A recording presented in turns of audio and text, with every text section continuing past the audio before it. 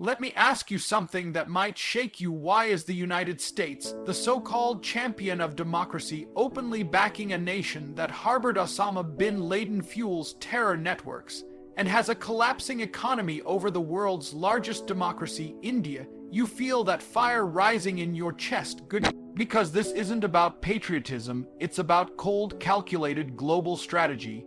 And if you think it's just bad diplomacy, think again. In this video, I'm not just going to tell you why America is supporting Pakistan. I'm going to expose how India is playing checkers on a chessboard, why the US likes it that way, and how this game can be flipped if India wakes up. Stay with me till the end, because what's coming will change how you see international politics forever. Let's rip the band. Date off. America doesn't have friends, it has interests. If you're still under the illusion that countries support each other out of loyalty, shared values, or mutual admiration, it's time to wake up. The United States, like every other global power, operates based on one thing: strategic advantage. And right now, Pakistan offers that advantage more than India does in certain areas. Now, before you raise your voice or roll your eyes, hear this. This isn't about who's right or wrong. It's not about who's moral, who's growing faster, who has the better democracy, or even who's more aligned with Western values. It's about what each country can do for the US agenda today, right now, in real time. So why is America cozying up Pakistan? Let's get one thing straight. It's not because they like Pakistan more than India. They don't. It's because they are intuitively prone to do, and they get very, but Pakistan has made itself useful in specific ways that appeal to America's foreign policy goals, especially in regions where India refuses to play ball. Think about it. Despite all its problems, terrorism, political instability, a broken economy, Pakistan is geographically located in the heart of one of the world's most volatile yet strategic regions. At U.S. foreign policy, historical context borders Iran, Afghanistan, and is close to China. That gives the U.S. critical access points for surveillance, military logistics, intelligence operations, and more. Even during the war on terror, Pakistan played both sides, sheltering extremists while acting as an ally. US knew it, but they kept the partnership going. Why? Because Pakistan offered proximity and plausible deniability. Meanwhile, what is India doing? India is growing. It's a rising global power, a tech giant, and a key voice in the global south. But here's the catch: India is not controllable. It doesn't fall in line. It buys oil from Russia. It won't condemn countries just because the West says so. It doesn't send troops when NATO asks. In short, India is independent. That sounds great, right? Yes, unless you're a country like the United States, which prefers compliant allies over proud equals. So when India flexes its muscles, asserts its autonomy, and refuses to play second fiddle, Washington starts to hedge its bets. It quietly engages with countries that will say yes without asking too many questions. And that's where Pakistan steps in now. Does that mean America will abandon India entirely? No, not even close. India is far too important economically, militarily, and technologically for the US to ignore.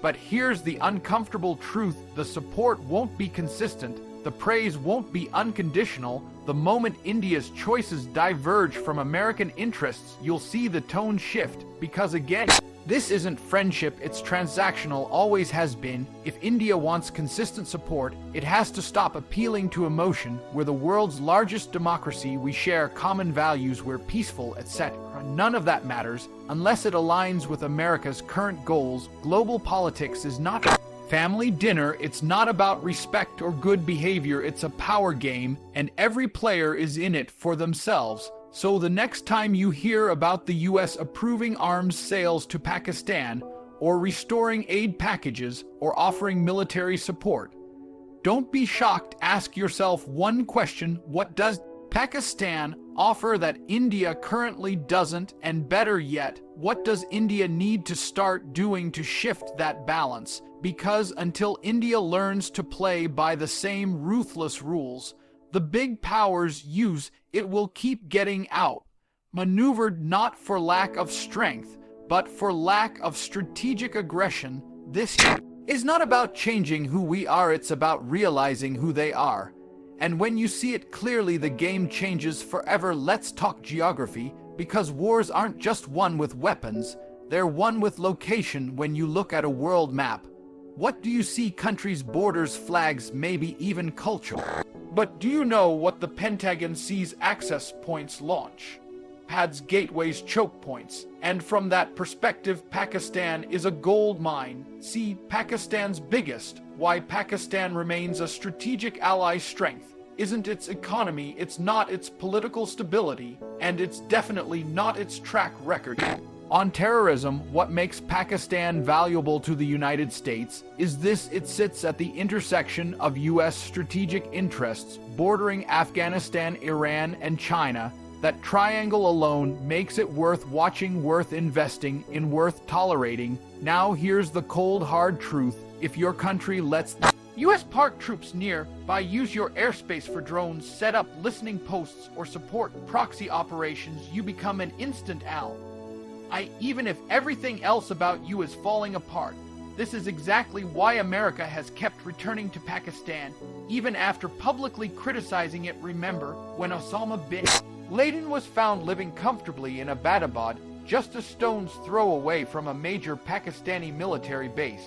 The US was furious, but not furious enough to walk away. Why? Because in military operations, proximity beats principles. Let's break it down. When the US needed access to Afghanistan after 9/11, Pakistan opened its airspace. It allowed NATO supply routes. It gave access to roads, ports, and intelligence infrastructure, not because it loved America, but because it knew how to make itself useful. Even now, as tensions rise with China and Iran, the US can't afford to have blind spots in this volatile region. Pakistan gives them eyes and ears on the ground, and that is priceless. So where does India stand in this scenario? Geographically, India is not positioned in the same tactical corridor. Yes, it borders China, and that's crucial, but India is not willing to become a launchpad for American military operations, and that's a big deal. India values its sovereignty. It doesn't want foreign troops on its soil. It doesn't hand out airspace access like coupons. It's cautious, deliberate, and non-iron-lined by principle. And while that earns respect, it doesn't necessarily earn strategic favoritism. So again, what does the US choose? It picks flexibility over formality. It picks a Pakistan that says we'll cooperate over an India that says we'll decide on our own terms. No.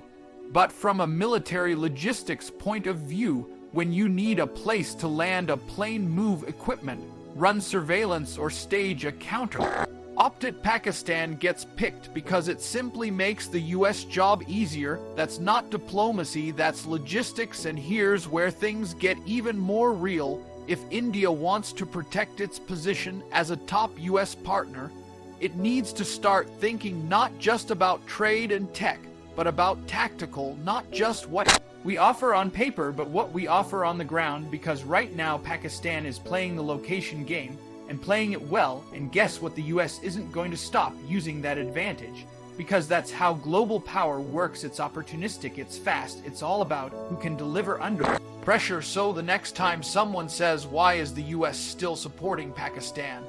They mean, why does the US still supporting that Pakistan? You can answer it in one line: because when it comes to military logistics, Pakistan opens the door and India guards the gate. That might sting, but it's a reality. Check India needs if it wants to shift the narrative. India has everything it needs to lead: talent, power, economy, and vision. But to outplay old power structures, it must start thinking in their language, leverage geography, access. Once that mindset shifts, the game changes. Let's stop pretending this isn't about India. This isn't even really about Pakistan. India's position in global diplomacy. It's about China, everything the United States is doing in Asia. Every move, every alliance, every dollar spent is part of one giant high-stakes chess match against its biggest rival. China now hears the truth. Most people don't want to hear when America supports Pakistan. It's not promoting terrorism, it's containing China. Let that sink in. See, the US isn't dumb. They know what Pakistan has done. They've read the same intelligence reports. They've seen the double games.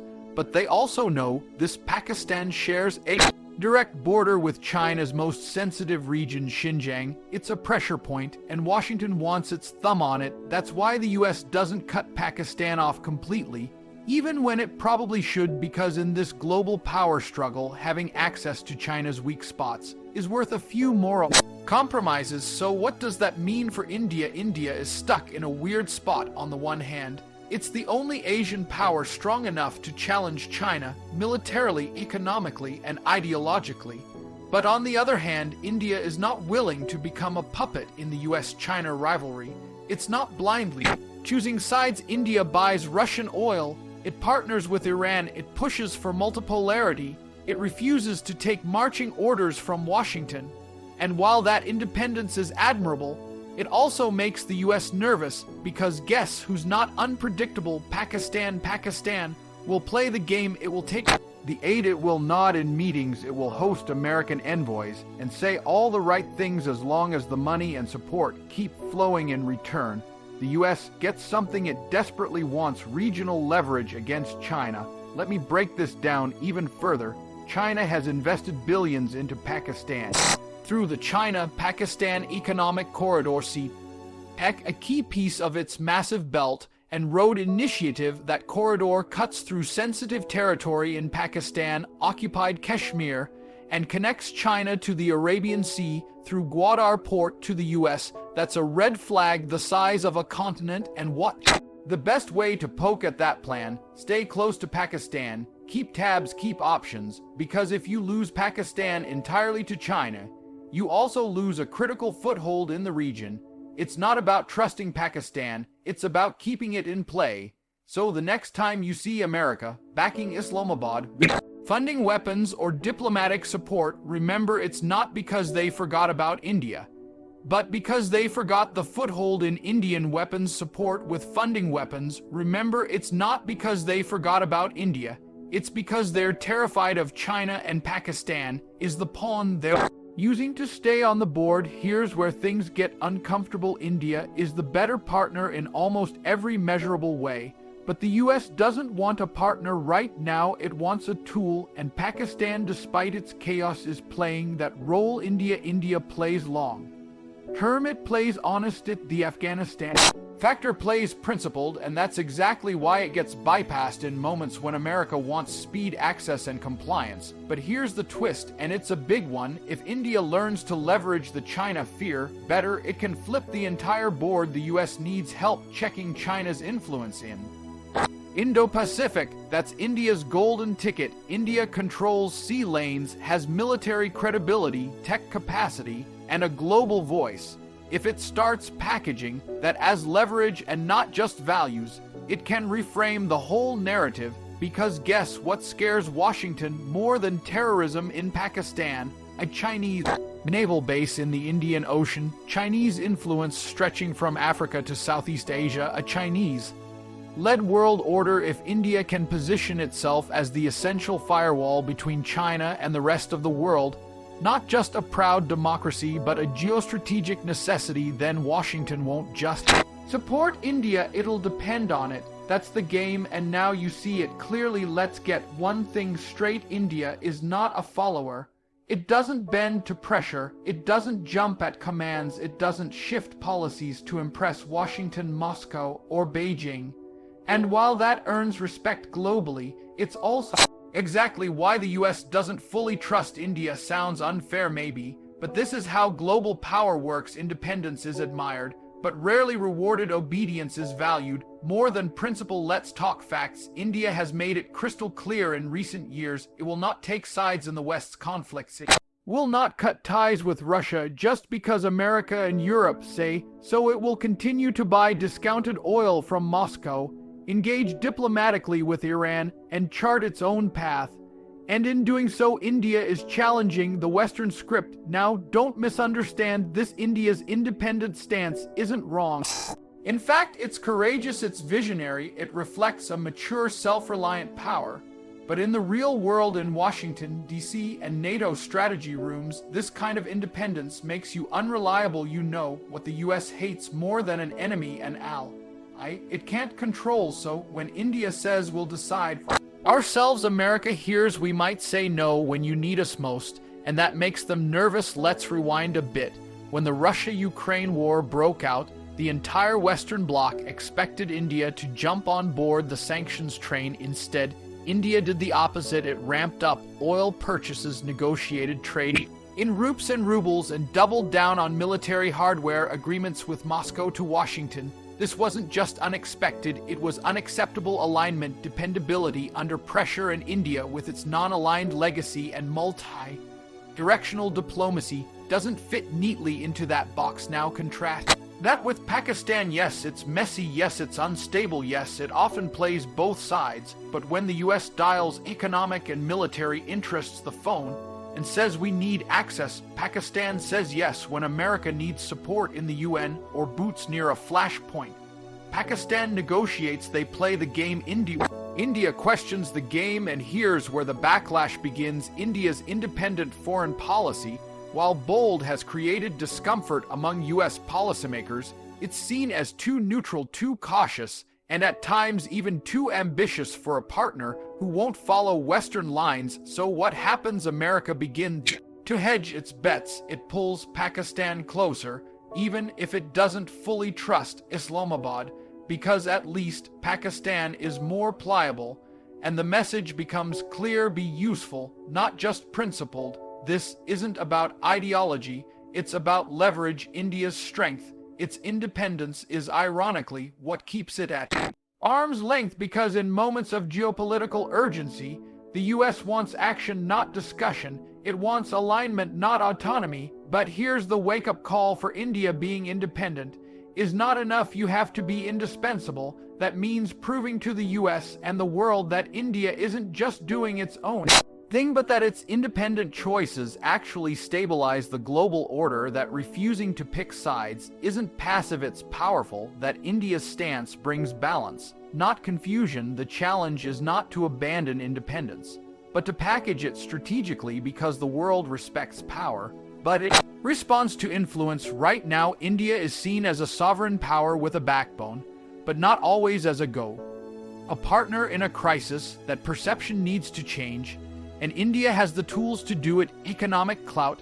military credibility, technological leadership, cultural diplomacy, a booming youth population with global vision. But all of that must translate into one clear message: we may not obey, but we deliver. We may not follow, but we lead. Once that narrative is crystal clear, the US will have no choice but to treat India not as an alternative, not as a fallback, but as the first call. Until then, Pakistan, with all its flaws, remains the more convenient choice, not the better one, just the easier one. And in geopolitics, convenience often wins. Let's stop pretending foreign policy is about peace, because it's not. It's a business, a brutal billion-dollar business built on weapons, wars, and influence. And guess what the US is really selling when it talks about strategic partnerships: weapons, missiles, jets, defense systems, surveillance tech. America is the world's perception vs reality. Media influence, top arms exporter. So when you hear about aid, military cooperation, or security dialogue, translate that into what it actually means: contracts, profits. Now here's where Pakistan enters the picture again. Despite its unstable economy, political chaos, and reputation for sheltering terror groups, Pakistan has never stopped buying arms. Why? Because arms deals aren't about affordability, they're about leverage, about creating long-term dependencies, about ensuring that when a country buys your weapons, it also buys your agenda. And that's what Pakistan has mastered. Let's break it down. Over the decades, Pakistan has been a consistent buyer of American military equipment, from F-16 fighter jets to precision-guided munitions. Even when relations were tense, arms sales continued, sometimes quietly, sometimes controversially, but they continued. Why? Because defense deals lock countries together in long-term technical, operational, and strategic cooperation. If the US sells you jets, guess what happens? Next, you need American parts to maintain them, you need American training to fly them, you need American software to guide them, you need American technicians and American approval every time you upgrade, repair, or deploy them. It's a golden leash. Now let's look at India. India too buys arms a lot. Them, in fact, it's one of the world's top arms importers. But here's the twist: India doesn't buy exclusively from the US. India buys from Russia, from France, from Israel, from domestic manufacturers. It is actively building towards self-reliance under its Make India and Atman Bharat defense initiative. That's a great move for sovereignty, but not great for US defense contractors, because here's the uncomfortable truth. If you're not feeding the American arms economy, you're not really in their inner circle. India may be a strategic partner, but Pakistan is a repeat customer. It's like this. India walks into a dealership and says, "We'll look around, maybe we'll build our own car."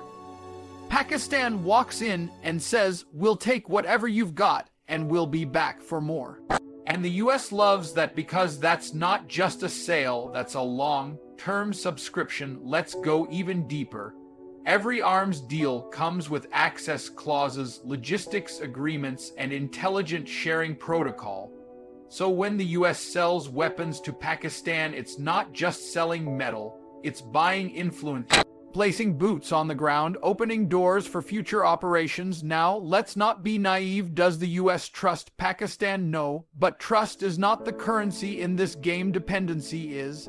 And Pakistan is heavily dependent on US military aid and equipment, which means when push comes to leadership, lessons from global conflicts shove the US can pull strings, impose limits, or extract favors. India is trying to cut the strings altogether. It's building indigenous missiles, developing local tanks, working with multiple partners, diversifying its defense profile. Great for sovereignty, but bad for business.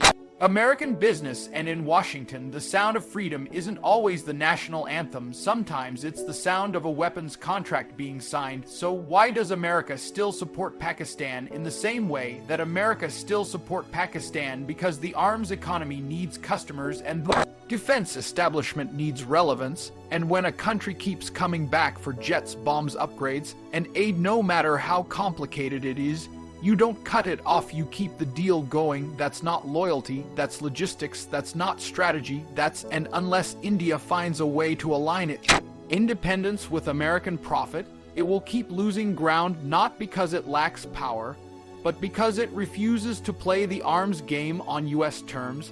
Until then, Pakistan remains the easier client, not the better partner, just the better buyer. Let's talk about the elephant in the room, the thing that everyone sees but no one wants to say out loud. America's foreign policy is built on double standards. Now, before you roll your eyes and say that's just politics, let me tell you something deeper. This isn't just hypocrisy, it's real politique, the brutal, calculated game of power where morality takes a back seat and strategic interests drive the car. Let me explain. America claims to stand for democracy, human rights, and justice. It promotes freedom, equality, and anti-terrorism. That's the public narrative, but in private, in strategy rooms, war cabinets, and intelligence briefings, the question is never who is right, it's who helps us win, who gives us leverage, who can we use right now. And that's why Pakistan, despite harboring extremists, despite political chaos, despite working both sides of the terrorism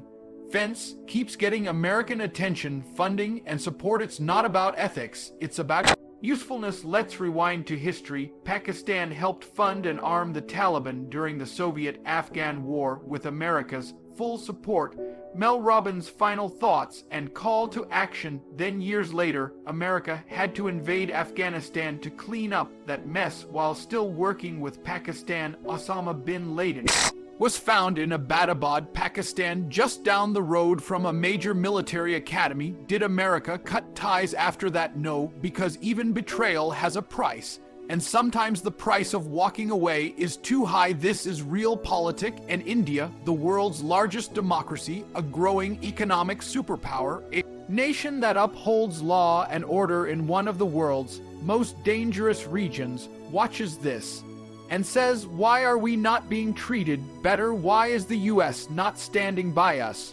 When Pakistan plays double games, where's the reward for doing things the right way?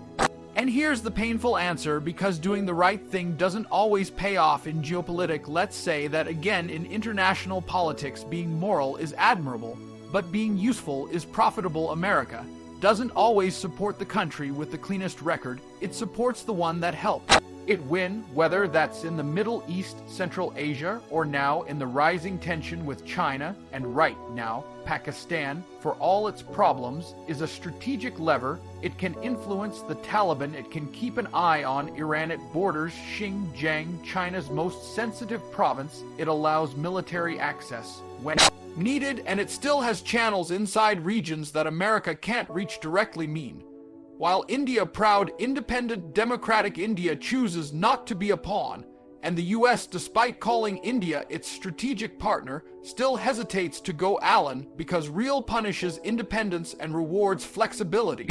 That's why America can lecture India about human rights, but look the other way when Saudi Arabia, Egypt, or Pakistan violate them. That's why it can preach democracy while arming regimes that suppress it. That's why it can call for peace while selling billions in weapons that fuel endless wars. This is not about who's good or bad. This is about who fits into the current strategy. India's problem, its leverage, it's playing a long ethical game in a short-term ruthless world. Now, should India abandon its principles? Absolutely not, but it must learn to combine ethics with influence. It must build alliances not just based on shared values but shared interests. It must show the world, especially the West, that choosing India is not just morally right, but strategically necessary, because right now America is operating on a very simple formula. If you help us get what we want today, we'll overlook what you did yesterday. That's how Pakistan stays in the picture. That's how double standards are justified. That's how real politics works. And unless India finds a way to beat that logic with power, presence, and pressure, it will keep getting the respect of the world, but not the priority. And in this game, respect without priority is just a polite insult.